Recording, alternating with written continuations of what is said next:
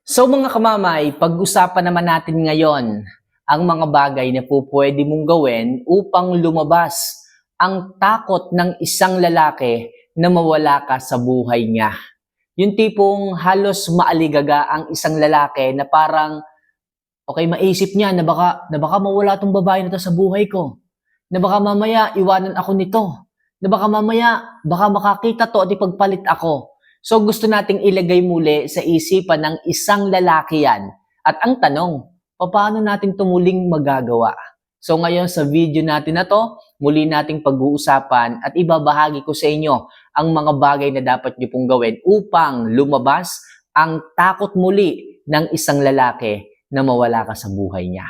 Pero mga kamamay, bago po natin ito simulan, isa lang palagi ang aking hinihiling, pinapakiusap sa inyo, wala naman po itong bayad. If ever na nagugustuhan nyo po yung mga love advice, yung mga video na ginagawa ko, kung nakakatulong, especially yung ating mga LDRs dyan, huwag yun naman po sanang kalimutan na mag-subscribe, mag-like, at mag-comment na rin sa ibaba ng video na to kasi malaki po yung maitutulong yan pagdating sa ating munting channel. Kaya mga kamamay, kung nagawa nyo na po yan, tatanawin ko po yan na napakalaking utang na loob sa inyo. So mga kamamay, kung nagawa nyo na po, maraming salamat at simulan na po natin ang ating topic ngayong gabi na ito. So ano nga ba yung mga bagay na maaari mong gawin pagdating sa isang lalaki upang muling lumabas ang takot nito na mawala ka sa buhay niya? So number 1, alisin mo ang takot sa paglayo mo sa kanya kapag sumusobra na ito. Yes, mga kamamay, kung ang isang lalaki ay halos paulit-ulit na lang, paulit-ulit nang nambababae, paulit-ulit nang nagiging pasaway, di ba? Nahuhuli mo na kung sino-sinong nakakasama, di ba? Lagi na lang nagiinom, kung palagi na lang ganyan, nagiging toxic na siya sa inyo. Please, kung kinakailangan nating lumayo sa kanya, mag-no contact rule muna sa kanya, huwag po kayong matakot na gawin yan. Yung iba natatakot eh. Paano kung hindi bumalik yung lalaki sa akin? Paano sa paglayo ko, lalo siyang lumayo sa akin? Mga kamamay, kung talagang mahal kayo ng isang lalaki, babalik at babalik yan. Kung talagang mahalaga kayo sa isang lalaki, maiisip niya ang halaga mo. Hindi yan lalayo. Kasi mas matatakot yan kung mawawala ka sa kanya kasi high value ka eh. Pero kung ikaw yung babaeng toxic, tapos ikaw pa yung lumayo, huwag ka nang umasa. Kaya mga kamamay, para doon sa mga kababaihan dyan na inaabuso na, sagara na talagang sinasaktan, wala nang pakialam sa feelings ninyo ang isang lalaki, kailangan mga kamamay, ipakita nyo at alisin sa inyong sarili ang takot. Okay? Na lumayo sa kanya kapag sobra na siya, doon nyo mararamdaman at mararanasan ang takot na baka mawala ka sa buhay niya. Okay? Kapag ginawa mo yan. Alright? So next, huwag mo rin palagi siyang bigyan or pagbigyan, lalo na kung sobra at paulit-ulit na. Hindi po sa lahat ng pagkakataon, sa lahat ng kasalanan ay dapat yung pagbigyan ng isang lalaki. Lalo na kung pinag-usapan nyo na, o babe, kapag ka ito naulit pa ha, nakita kitang nang bababae, may kasama ka na naman ha. Pag naulit pa to, isang-isa na lang, iiwanan talaga kita. Hindi ka na naawa sa mga anak natin.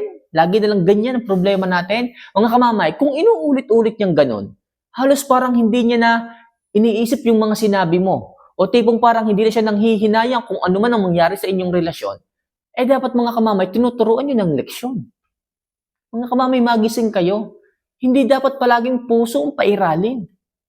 Kung kayo nga, mahal ninyo yung lalaki, kayo ba minamahal ng lalaki? Kasi ang alam ko sa nagmamahal, pinapakinggan niyo po yung taong nagpapaalala sa inyo. Pero kung sagara na, sobra-sobra na, pinagbigyan mo na at paulit-ulit lang, baka kailangan mo naman siyang patikimin. Patikimin mo ng pagkawala mo. Huwag palaging palalampasit kasi masasanay mamimihasa yung mga yan. Subukan mo ring mawala muna sa buhay niya. Kamamaya, anong dapat kong gawin?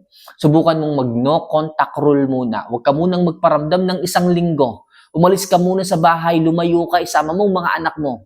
O kung wala pa kayong anak, mas maganda, huwag ka munang magparamdam. Huwag ka munang umuwi sa bahay. Umuwi ka muna ng probinsya. Sa mga magulang mo, huwag kang magparamdam. Hanggang sa maisip, ma-realize ng isang lalaki ang buhay niya kapag wala ka.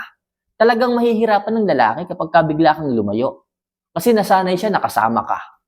Although, lagi kayong nagkakagalit, pero ang laki ng pagbabago sa buhay niya kapag ka lumayo ka muna. Kaya please, hanggat maaari, kung gusto mong matakot ang isang lalaki na mawala ka sa buhay niya, please, iparamdam mo sa kanya na nauubos din ang pasensya mo. Na may hangganan din ang pagpapalampas mo sa mga problema niya.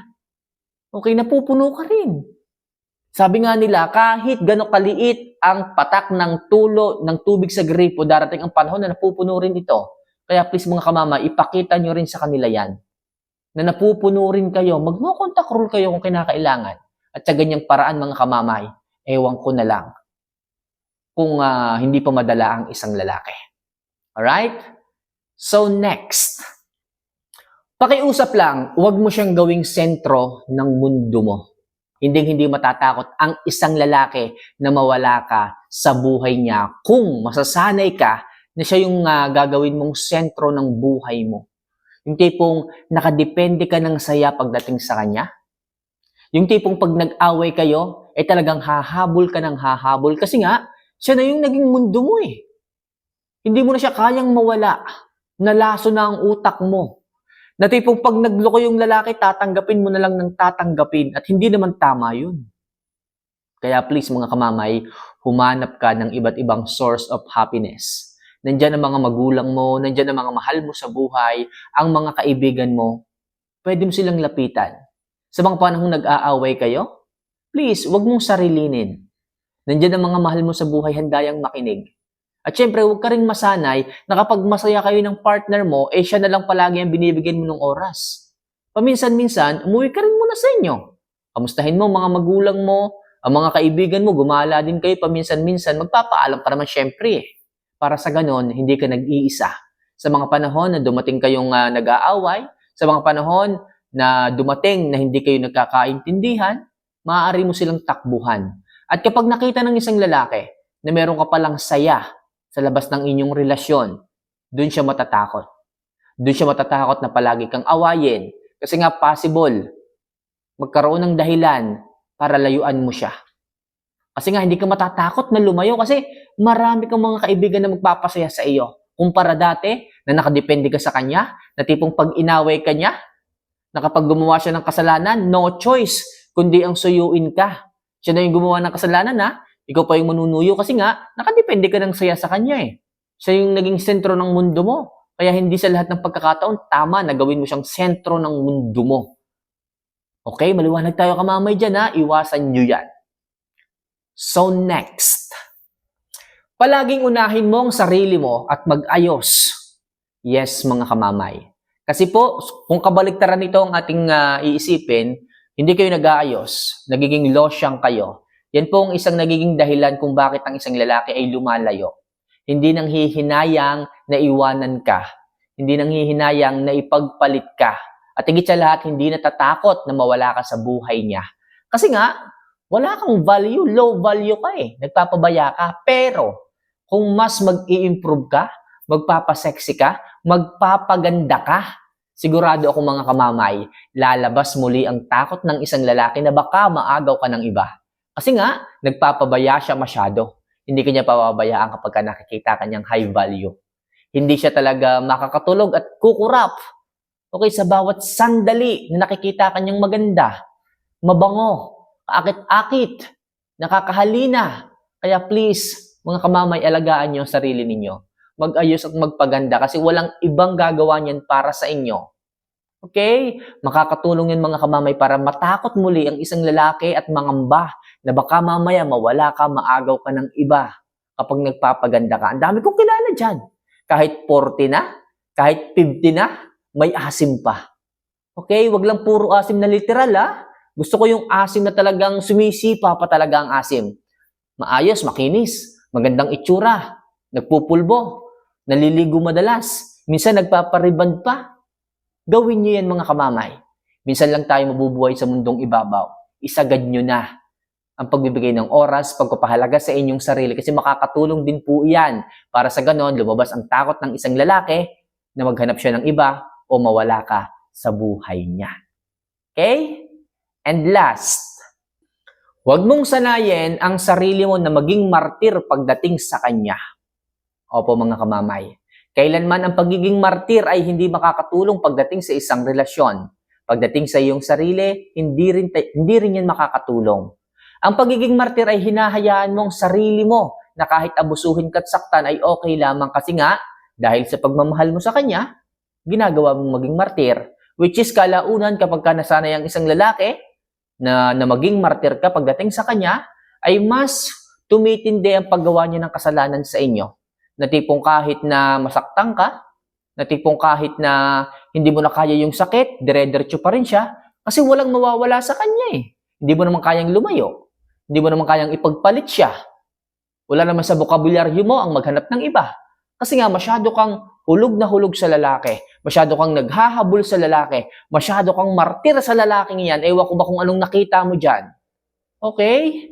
Please mga kamamay, iwasan yung maging martir kung kayo ay niloloko, sinasaktan, pinagsisinungalingan, hindi nagsasabi ng totoo. Please, unahin yung inyong sarili. Huwag kayong maging martir kasi hindi na po uso yan ngayon. Kung mahal ninyo ang lalaki, dapat mas mahal ninyo ang inyong sarili.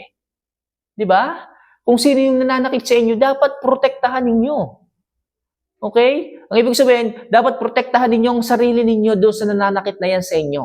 Kahit yan ay asawa mo, kahit yan ay jowa mo, o kung sino pa man, ilayo nyo ang inyong sarili mula sa mga taong nananakit. Respeto mo. Deserve mo na maging masaya at hindi maghabol at maging martir sa mga taong walang ginawa kundi saktan kayo. Kaya please, huwag maging martir at marupok.